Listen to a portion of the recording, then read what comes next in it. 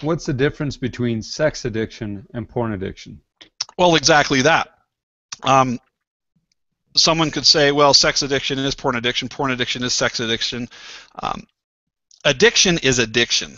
That's one of the things that I say to my clients, and they'll be like, well, how do I know this is an addiction and this isn't? Addiction is addiction is addiction. If you're participating in a behavior that has negative consequences despite promises and commitments to stop, you're engaged in an addictive behavior. One of my teen clients was like, yeah, so water's an addiction, and I kind of laughed at him and I said, okay, so you're drinking so much water that you're having to be hospitalized. Well, no, I've never had to be hospitalized. I said, so you've drank so much water that it's harmful to your body. Well, I could, but have you? Well, no.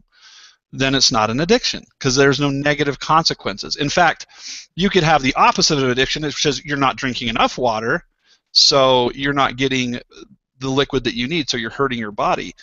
We should have, I think they say, 8 cups of water a day, or 8 to 12. And so that's how we can help define addiction, is participating in a substance or behavior that has negative consequences despite repeated attempts or promises to stop.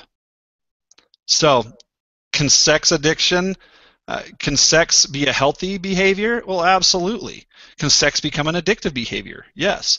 Now, pornography is interesting because pornography addiction is not participating in a sexual behavior with commitment. And we have these receptors in our brain, neuroreceptors called oxytocin. And these are the connection chemicals. And oxytocin is almost like a bridge that connects person A with B. Now, if we're producing oxytocin and we're not bridging that chemical in a healthy, committed way, what will happen is it feels like we're falling off a cliff.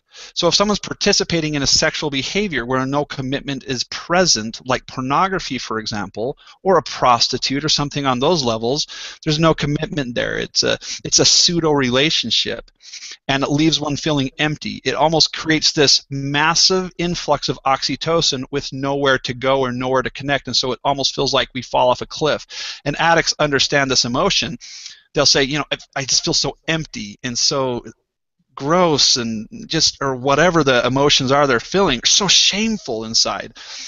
And that emotion is often coming because that oxytocin is not connecting emotionally with anyone else. And it actually can create that in and of itself can be very harmful to us. It raises stress levels.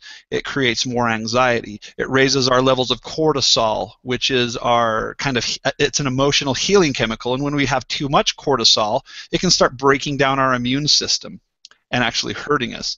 Addicts often report as they're going through binges that their health actually can get worse, and that is very true. And so, whether we're defining sex addiction or pornography addiction, that's really up to you and the person that you're working with. Just because someone has been exposed to pornography, with that group of friends in high school, doesn't mean they're addicted to pornography right at that moment.